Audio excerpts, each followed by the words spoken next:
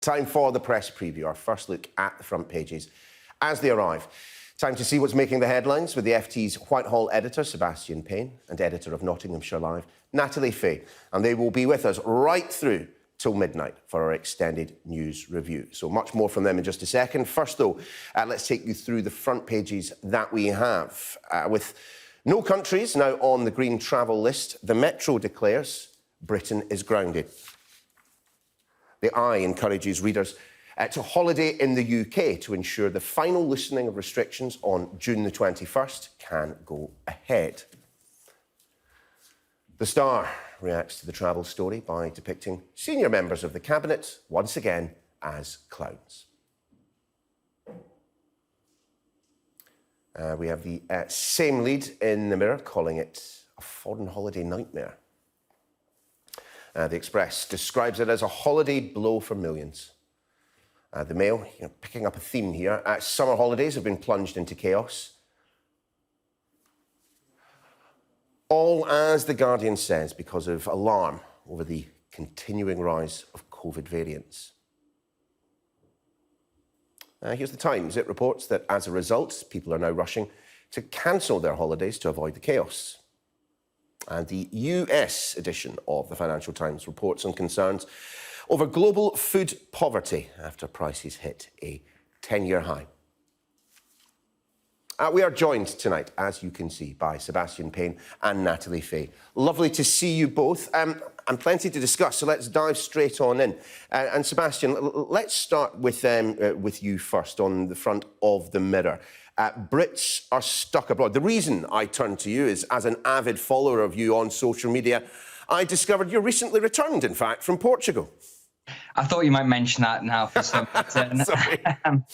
Yes, no, I was one of the very few lucky people who managed to make it abroad to Portugal in the very brief period it was on the green list for safe travel. I went out there on Friday and came back late on Monday, and it was a very smooth period. You know, that I did all the vigorous testing, a test before I went out, a test while I was there, and a test when I got back, which came out this morning negative. And today's news that Portugal's come off the so-called green list onto the amber list, which means that leisure travel is not recommended to go there, and if you do go, then you have to quarantine at home for 10 days afterwards, is quite sad, actually, because when I was in Portugal, the restaurants were dead, the hotels were empty, the roads were deserted, and they were so delighted to see tourism because their economy has taken a similar pounding to the UK's from the pandemic, and there obviously are going to be no tourists. And we're now in this situation where anyone who's in Portugal now has to get home before Tuesday to hit that deadline. And all those who've got breaks, and I've got dozens of friends who are planning to go and do weekends or weeks out there, and now they face the very difficult decision: do they cancel it all and have no holiday, or do they go out against government guidance? And from a Whitehall perspective, the whole thing is a total mess. It's my understanding that last night they thought this whole thing was going to go ahead. Portugal was going to stay on the green list. In fact, more countries were going to go on the green list, and look where we are. Nothing's been added to the green list. Portugal's come off, and I think most Brits are looking at this and waving goodbye to any hope of a summer holiday abroad this year, very sadly. Natalie, let's just stick with the Mirror for a second. I mean, do you agree with Sebastian's characterisation of all of this as a total mess? I mean, I know who would agree with that. It's the travel industry, because as it says at the bottom of the Mirror on the front page there, it is in crisis as a result of all of this. Yeah, well, I mean, there's quite a few things going on here. You know, there's the uncertainty, which we've already touched on, but the travel industry has been absolutely devastated by all of this. And the uncertainty that people are feeling about going on holidays is, you know, absolutely many times over in the travel industry. I mean, just looking at it from my kind of local point of view, we've got East Midlands Airport in the East Midlands. People have been on furlough there. They've made hundreds of redundancies. We saw that shares in many of the airlines today plummeted because of the uncertainty over flights and whether people could go abroad or not. And we've heard the chief executive of the Manchester Airport Group today saying that travel is being scapegoated and they're just being absolutely hung out to dry. I mean, what's going to happen? It's just a complete mess. The traffic light system is not fit for purpose. And we're just in the situation we were in last year, where the travel industry is having to refund everybody, cancelled holidays, uncertainty. And what people really want is that certainty so they can book a holiday. All the uncertainty is just meaning that people are not booking holidays, and the travel industry is going to be absolutely devastated by all of this. Sebastian, I mean, the front of the Daily Telegraph would go back a story, holidays in doubt, Portugal goes amber. I suppose the killer detail is all around this new variant, which, as the Transport Secretary suggested, had the potential to be a vaccine-defeating mutation. When did they know about this? Why have they only made this decision? And why did they originally tell the travel industry, knowing how these variants arise, that they were going to be given 3 weeks' notice?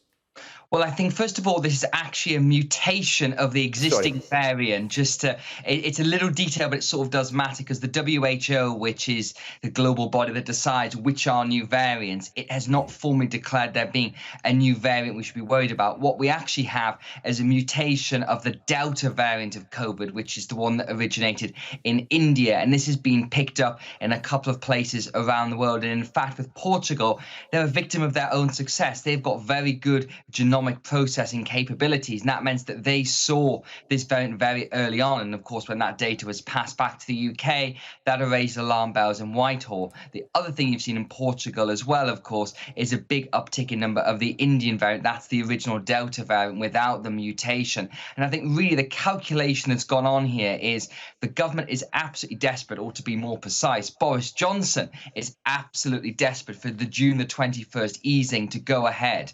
And the calculation they've made is they'd rather keep the borders tight but allow more freedoms at home until we get into that better vaccinated space, which logically makes perfect sense. I can understand that. And I think if you said to most Brits, they would accept that trade-off too. But I think going back to what Natalie said, it's the complete confusion, the fact that we were promised that this would not happen, because we had all this last summer with chopping and changing, with things changing with a couple of days' notice. And the government promised this would not happen again. And it's happened again. And of course, you can say, yes, it's a pandemic. Yes, these things happen. But the communication, I think, has been pretty poor. And there's been no real clarity about the decision-making process, with people like me dashing around speaking to officials trying to figure out just what's gone on today, because really nobody's none the wiser. Sebastian, I've got to say thank you for making clear that variant mutation distinction. My biologist parents will be screaming at the screen right now. Natalie, though, I mean, just in terms of the government communications on this. Look, I've interviewed countless government ministers over the past year and a half, and we have repeatedly put to them that government comms have not been great when it came to, hands, face, space, all the rest of it, travel. But so it does feel like this is of a piece with previous kind of government comms issues. Yeah, I mean, the whole of the last sort of 14, 15 months has been absolutely this complete disconnect between what the government's saying and what people on the ground actually know. And we've seen that really starkly at a kind of local government level, if that's something you're looking at. I mean, Nottingham City Council, for example, when all the tier system was announced last year and local lockdowns, there was absolute confusion about what was happening. The government was saying one thing, there were leaks coming out left, right and centre, and the communication was absolutely horrific. I think people have sort of taken a step back and said to themselves, well, I just need to work out what I'm going to do to keep myself safe. And, the hands, face, space thing has been one message that has been clear throughout. But people are sort of just working out their own risks. Should I go abroad? Well, it's probably not safe at the moment. I'll stay in the UK. Well, Natalie, then take us to the front of the eye, and the idea that, we will be, well, many people will have to stay in the UK because the holiday destinations they've booked are either on the red list or they're not letting in Brits. But the idea that the June the 21st is this all-important date, I thought we were being guided by data, not dates. Well, yeah, exactly. I mean, there's another miscommunication, isn't it? But I quite like the front of the eye. It's sort of this rallying call to save the UK holiday industry, which I think is not really a bad thing. And Seb, you said you went to Portugal. I've actually booked a holiday to the Isle of Wight, so I'm going to be holding up the UK holiday industry. I booked it this time last year because I've got 2 young kids. I need to go on holiday in August. So I thought I need to get in there because everyone's going to be wanting to go to the UK. But I don't think it's a bad thing. Let's rediscover parts of the UK that we don't normally go to. Not everyone needs to go to Cornwall, blocking up that tiny road down there. Let's go to, the Outer Hebrides or something. I think it is quite a good idea for once not to go abroad and maybe rediscover some lovely parts of the UK that people haven't actually seen. And maybe this is a great chance to do it.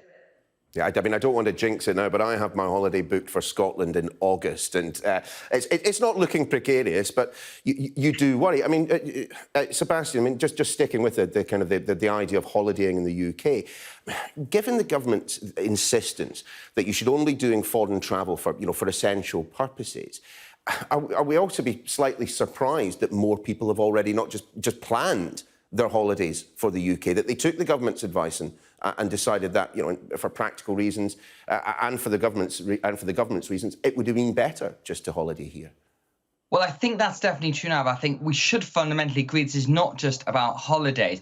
This is about families and Britons who live abroad. There's about 1.3 million Britons who live in different countries across the world who have not seen their parents, grandparents haven't met their children. I know people who have been separated halfway across the world who have no prospect of seeing their nearest and dearest, people who've had to watch Zoom funerals, people who have never said goodbye to their loved ones. So when we look at this whole debate, we focus it through the lens of holidays, which, by the way, are important to people. They're a very important mental break for a lot of families across the country. It's the one thing they spend their whole year building towards. But there is a much more emotional element to that too. And I think that often gets lost in this debate. And people can just dismiss holidays as this frivolous thing we can all do without, which I think is certainly not true. And there is that other element to it as well. I think the government hasn't really been clear enough on holidaying at home. And this really surprised me last summer as well, that there was a stay-at-home campaign via Visit Britain, the UK's tourist board, but it didn't really take off and didn't really connect with people. And I don't really understand why the government hasn't gone more in on this. And I think, obviously, time's running out, that we're in June now. People are making their summer holiday plans. And if you've got a family like Natalie, you've got to decide what you're going to do during the summer holidays. And I can imagine following today's news, the hotels, the B&Bs and the Airbnbs will all be rather full rather quickly. People who do want to holiday in the UK may not have many options left. And again, yes, it's a pandemic. Yes, it's all difficult, but it does just feel as if the government could have been much clearer. And if they just said, we want to get things open at home, relax lockdown, that's going to make international travel very, very limited and difficult, people would have accepted that. But nobody has said that. And again, I think it's this element of false hope. We had it at Christmas. We had it back in the autumn, that second wave. And that's what I think makes people so frustrated. Natalie, just briefly, because we need to get to the break, I do want to show our viewers the front of the Daily Star. And we're not going to ask you whether or not you agree with their assessment of the capabilities of the people running the country at the moment. But as someone who doesn't come from a print or a papers background, do you think front pages like this, first of all, are good? And do you think they cut through? Briefly, if you can. Well, I mean, I think the Daily Star has been doing a brilliant job of its front pages over the past year or so. I think it's sort of filled the gap that the Sun seems to have left. We used to get hilarious front pages from the Sun, and now we're getting them from the Daily Star. And we all need a bit of light relief, don't we? And this is giving us exactly that. I quite like it. The Daily Star's got a special place in the market, and it seems to be, doing quite a good job of exploiting that. It's just a bit of fun, isn't it? It's, whether or not I agree with the assessment or not. But I quite like it. It must have taken quite a long time to design that, to be honest. It's quite good. And a little sneaky Dom Cummings at the bottom right there as well. Sebastian, Natalie, we will pause there because coming up after the break, could working from home continue after June the 21st? We'll be discussing that.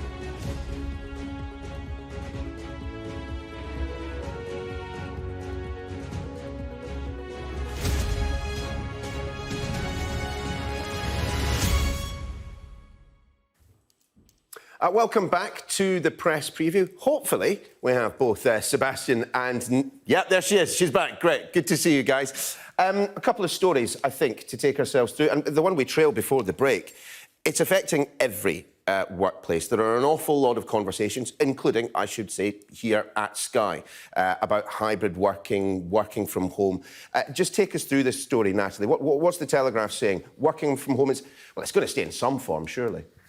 Yeah, I mean, I think there's quite a few things to sort of debate here, obviously, because most firms are still, or the government's still saying to work from home. But there's this sort of issue about what will city centres look like in the future if there's not going to be any office workers there. So there's that debate that needs to be had as well. What's going to be in city centres if there's no offices, no sandwich shops, no one going out at lunchtime, that kind of thing. It's a definite debate that needs to be had about that. I mean, if the government's still saying that we need to work from home, that obviously causes a lot of people problems. Some people, it's not working for them. And it's taken a lot of people a lot of time to get used to. For example, in the first lockdown, children were still at home. We had lots of children interrupting Zoom calls. Now they're back at school. It's not so bad. But I think the difficulty with how city centres are going to look in the future is something that really needs to be thought about. And we're seeing that in particular in Nottingham, for example, because lots of offices are still closed. People are not in the city centres. And we've got a problem with a shopping centre in the middle of Nottingham, which was going to be a shopping centre after the lockdown. And now, of course, what can it be? Because there's not going to be enough people there at lunchtimes to go and shop there. And they're thinking about putting green space in. So we've got a big debate happening about what the city centres will look like. Sebastian, I mean, aside from the fact that I booked 6 weeks holiday in the first lockdown, which was fantastic, believe you me, I mean, I've been pretty lucky. I've been able to come into work. I haven't contracted COVID, as far as I'm aware. You know, I haven't passed it on. I'm not sure that I could survive doing a job where working from home was the norm, or even the majority of time. It works for some people. It wouldn't work for me. I mean, where are you?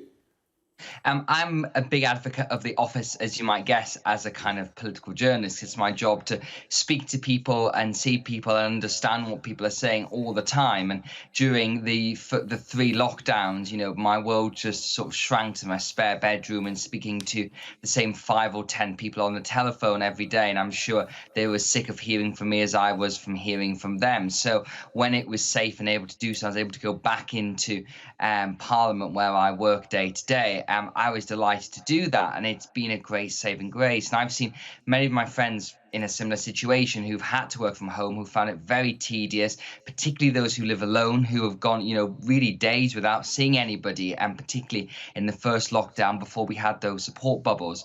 One thing we should be aware, though, this debate about work from home is very different based on industries. You know, if you in Richmond upon Thames, I think 73% of people have been working from home. In the town of Burnley, it's 12%. And that just shows you how this debate is very much focused on, I guess, sort of middle-class service sector, people like you and I, who some have the options of working at home, but from a lot of the country, they don't. And I think that means you've had a very different experience of lockdown.